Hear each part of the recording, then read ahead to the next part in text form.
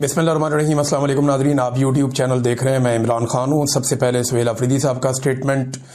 سہیل آفریدی صاحب نے خطاب کیا طلبات کے ساتھ، اور طالبات وہاں پہ موجود تھیں پشاور یونیورسٹی میں، اور جب انہوں نے ایاک نعبد و ایاک نستعین سے آغاز کیا یہ قرآن پاک کی آیات پڑھ کے، تو طالبات نے پورے جنون کے ساتھ اس کا جواب دیا۔ اللہ رب العزت کا کلام ہے، لیکن عمران خان صاحب اپنی تقریر ان دو آیات سے شروع کرتے تھے ہمیشہ، ایاک نعبد و ایاک نستعین۔ تو یا اللہ ہم تیرے سے مدد مانگتے ہیں، تیری عبادت کرتے ہیں اور تجھی سے مدد مانگتے ہیں۔ تو اس کے اوپر جو رسپونس کیا طالبات نے، وہ پھر سب کو پتہ ہے کہ اب عمران خان صاحب کہاں کھڑے ہیں۔ پھر اس پہ جو ہے وہ سہیل آفریدی صاحب نے بات بھی کی، اور یہ چند چیزیں ہیں جو میں آپ کے سامنے رکھ دیتا ہوں جو سہیل آفریدی صاحب نے جواب دیا، اس میں D G I S P R کو بھی۔ اچھا جی، ایک تو انہوں نے کہا وی سی صاحبہ آپ نے انگریزی میں تقریر کی جو مجھے بالکل اچھی نہیں لگی۔ میں نے تمام یونیورسٹیز کو ہدایت کی ہے کہ ہماری قومی زبان اردو ہے اور تمام تقریریں اردو میں ہوں گی۔ میں یہ دوسری مرتبہ کہہ رہا ہوں، اب تیسری بار مجھے غصہ آئے گا۔ سہیل آفریدی صاحب نے کہہ دیا، تو ہماری قومی زبان اردو ہے اور تمام تقاریر اردو میں ہوں گی۔ اچھا، اس کے بعد انہوں نے کہا جی سوشل میڈیا پر ایک بندہ کہہ رہا ہے کہ کیا ہم کے پی کے کی بچیوں کو غاروں میں بھیج دیں؟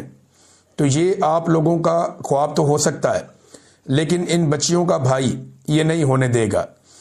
ہم نے خیبر پختونخوا میں دوبارہ امن لایا ہے، لیکن بند کمروں کے فیصلوں نے ایک بار پھر ہماری زندگی اجیرن بنائی ہوئی ہے۔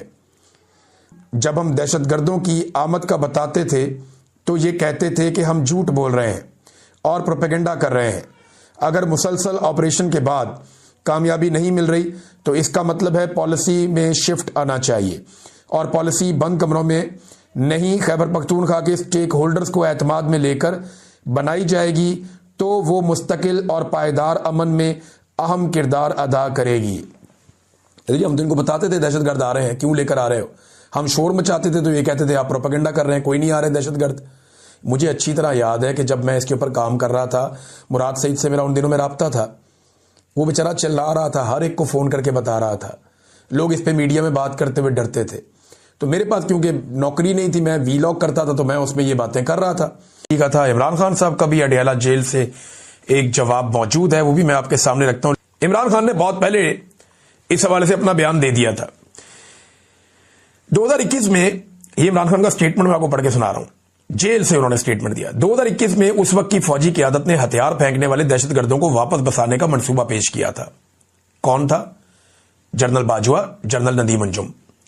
مگر اس منصوبے کو خیبر پختونخوا اور قبائلی علاقوں کے ہمارے منتخب نمائندوں نے مسترد کر دیا تھا۔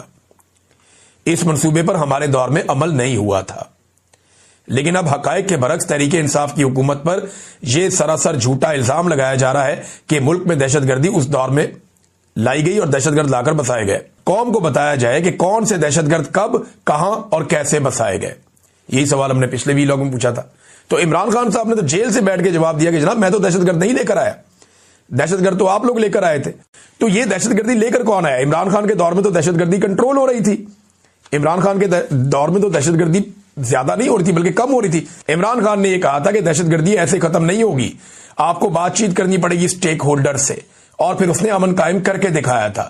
آج بھی وہی فارمولہ ہے۔ اچھا، ایک اور چیز ہے، یہ بھی بڑی انٹرسٹنگ ہے، یہ میں آپ کے سامنے رکھتا ہوں۔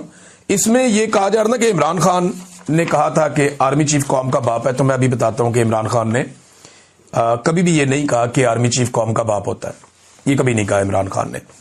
ہاں، عمران خان نے یہ ضرور کہا تھا کہ قوم کا باپ کون ہوتا ہے، عمران خان نے بتایا تھا۔ ابھی میں آپ کو بتاتا ہوں کہ قوم کا باپ کون ہوتا ہے۔ یہ سٹیٹمنٹ ہے، وزیر اعظم ملک کے باپ کی طرح ہوتا ہے، ملک کا باپ نہیں ہوتا۔ عمران خان نے کہا تھا کہ وزیر اعظم ملک کے باپ کی طرح ہوتا ہے، قوم بچوں کی طرح ہوتی ہے۔ اگر بچے بھوکے ہیں تو کیا میں ایک بادشاہ کی طرح رہوں گا، اپنے خرچے کم نہیں کروں گا؟ عمران خان نے بطور وزیر اعظم 25 جون 2020 کو قومی اسمبلی میں یہ خطاب کیا تھا۔ وہ تو کہہ رہا تھا کہ وزیر اعظم باپ کی طرح ہوتا ہے۔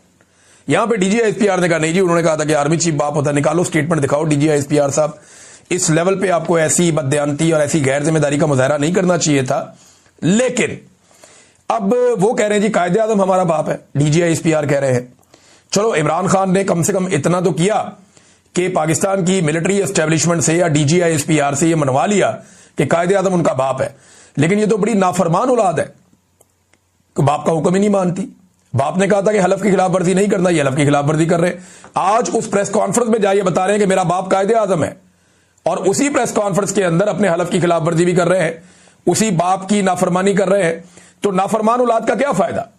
قائد اعظم نے نہیں کہا تھا کہ پالیسی آپ نہیں بنائیں گے, آپ پالیسیاں بنا رہے ہیں. قائد اعظم نے منع کیا تھا کہ آپ کا سیاست میں اور انتظامی امور میں کوئی تعلق نہیں ہے, آپ انتظامیہ میں بھی مداخلت کرتے ہیں, آپ سیاست دن رات کر رہے ہیں. پوری کی پوری آپ کی پریس کانفرنس جو ہے وہ سیاست کے اوپر مبنی تھی, ٹکا کے آپ نے یہاں پہ سیاست کی ہے. تو ناظرین یہ ساری چیزیں اگر آپ جمع مائنس کریں نا, تو اس میں D G I S P R نے, تو باڈی لینگویج دیکھیں نا آپ, اب یہ کوئی فوجی کا جیسٹر تو نہیں ہے نا بھی, نہ آپ وہاں پروفیشنل بات کر رہے ہیں, نہ آپ کی باڈی لینگویج پروفیشنل ہے. آپ کا یونیفارم اتار دینا تو باقی جو بچتا ہے وہ ایک ایسا آدمی بچتا ہے جو عمران خان کے بغض میں مبتلا ہے اور پیپلز پارٹی اور پی ایم ایل این کا مشترکہ کارکن ہے بس. اگر D G I S P R صاحب کے پاس یونیفارم نہ ہو اور وہ یہی پریس کانفرنس کر رہے ہوں تو بالکل ایسا دکھائی دے گا جیسے اون چودھری پریس کانفرنس کر رہا ہے. اس سے زیادہ کوئی فرق نہیں ہے, بالکل ایگزیکٹلی یہی والا لیول لگتا ہے. جیسے اون چودھری بلکہ زیادہ بہتر کر لیتے ہیں, اون چودھری کے لیول پہ آگے ایسے لٹک لٹک کے لمک لمک, باڈی لینگویج یار فوجیوں والی نہیں ہے.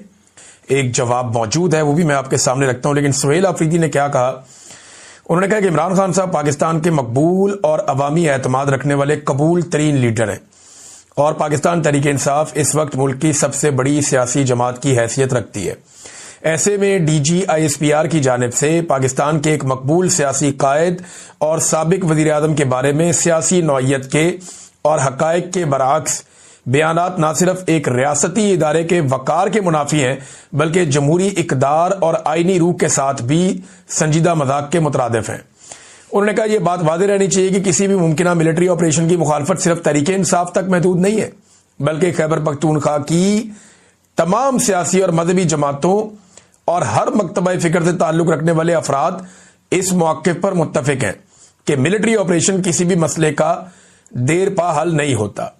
مسئلہ صرف یہ نہیں ہے کہ ریاست دہشت گردی کے خلاف سنجیدہ نہیں ہے, مسئلہ یہ بھی ہے کہ فیصلے زمینی حقائق, منتخب نمائندوں, مقامی آبادی اور صوبائی حکومت کو اعتماد میں لیے بغیر کیے جا رہے ہیں.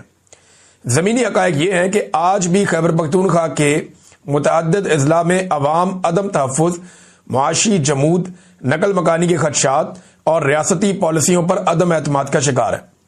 کاروبار, تعلیم اور معمولات زندگی بار بار متاثر ہو رہے ہیں, جبکہ مقامی آبادی کو فیصلہ سازی میں شامل نہیں کیا جاتا. یہ ایک ناقابل تردید حقیقت ہے کہ خیبر پختونخوا میں اب تک 22 بڑے ملٹری آپریشن اور تقریباً 14,000 انٹیلیجنس بیسڈ آپریشن کیے جا چکے ہیں. اس کے باوجود دہشت گردی کا مکمل خاتمہ نہیں ہو سکا. اس صورتحال سے یہ سوال جنم لیتا ہے کہ کہیں نہ کہیں پالیسی سازی اور عمل درآمد میں سنجیدہ خامیاں موجود ہیں. ایسے میں بند کمروں میں بیٹھ کر غیر مؤثر پالیسیوں پر اصرار کرنے کی بجائے ایک واضح پالیسی شفٹ ناگزیر ہو چکی ہے, کیونکہ ان ناکام حکمت عملیوں پر قوم کے وسائل بے تحاشا خرچ ہو رہے ہیں اور عوام کی جان و مال کا تحفظ مسلسل خطرے میں.